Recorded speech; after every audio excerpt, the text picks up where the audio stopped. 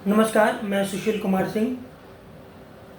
वर्तमान स्थिति यह है कि प्रधानमंत्री श्री नरेंद्र मोदी जी इटली गए हैं G7 समिट में और मोहन भागवत जी योगी आदित्यनाथ के घर यानी मठ में बहुत सारी बातें हैं। जैसे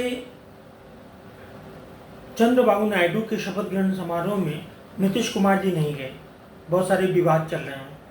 तो और इधर राष्ट्रीय स्वयंसेवक संघ ने आरएसएस पर बहुत ही जमकर प्रहार किया, जैसा कि मैंने बताया था।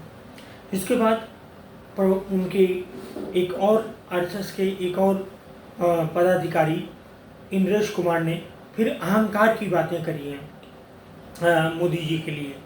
तो अभी क्या है कि भारतीय जनता पार्टी चंद्रमा में बुध की दशा में चल रही है, एक तरह से मारक भाव, मार्केश भाव। और जैसा कि मैंने भारत की दशा देख के बताया था कि चंद्र में शुक्र की दशा चल रही है, तो सेक्स स्कैंडल्स कुछ सामने आएंगे। अभी हाल ही में येदियुरप्पा जी कल ही परसों में एक सेक्स स्कैंडल में फंसे हैं, उनके नाम वारंट जारी हुआ है। तो वो चंद्र में शुक्र चल रहा है भारत, इस तरह की घटनाएं चलती रहेंगी जुलाई 25 तक, मार्च 25 तक। और इस समय भाजपा की जो दशा चल रही है वो मैं कह रहा हूँ कि 24 अगस्त तक शुक्र चल रहा है। शुक्र द्वादशेश है, द्वादशेश के साथ साथ वह पंचमेश भी है, मतलब मंत्री पद मिलना, लॉस होना। तो भाजपा के लिए ये 2 महीने जुलाई अगस्त बड़े खराब हो सकते हैं। ये 2 महीने मतलब जो जुलाई अगस्त हैं ये बड़े खराब जाने वाले हैं। और अगस्त से मैंने ऑलरेडी बताया ही है कि अगस्त से उनका बुरा समय शुरू होने वाला है और सरकार के लिए भी खतरे की घंटी है। क्या कारण क्या है? चंद्रमा अष्टम घर मानी झगड़े के घर में पीड़ित है, नीच का होके बैठा हुआ है। यह चंद्रमा मार्केश है, मतलब मार्केश 6वें घर में नीच का होके, वृश्चिक राशि में नीच का होके बैठा हुआ है। इस चंद्रमा को मंगल भी प्रभावित कर रहा है, शुक्र भी प्रभावित कर रहा है। अगेन बीजेपी के एक नेता गए हैं और हो सकता है कोई और नेता इसी बीच फिर इस तरह की स्कैंडल में फंसे।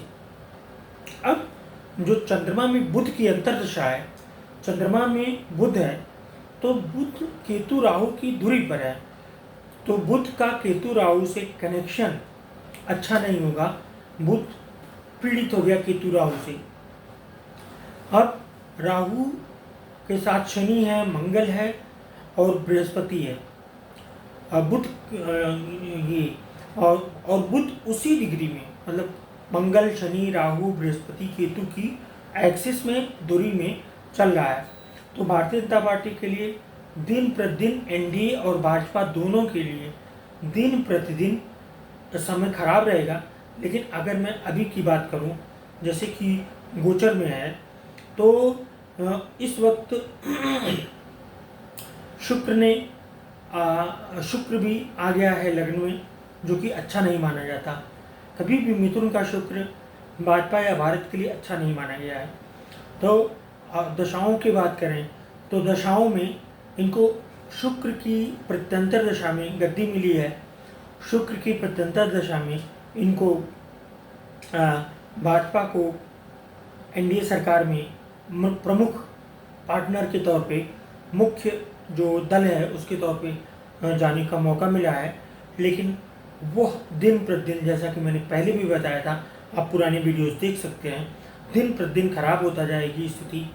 और विशेषकर अगस्त तक, अभी ये अगर मैं बात करूं इनकी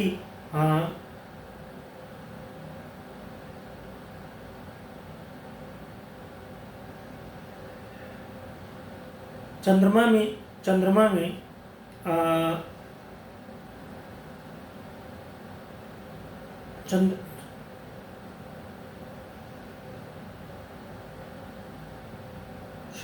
सॉरी, तो भारतीय जनता पार्टी की जो कुंडली है वह उसमें जो इस वक्त इस समय दशा चल रही है वह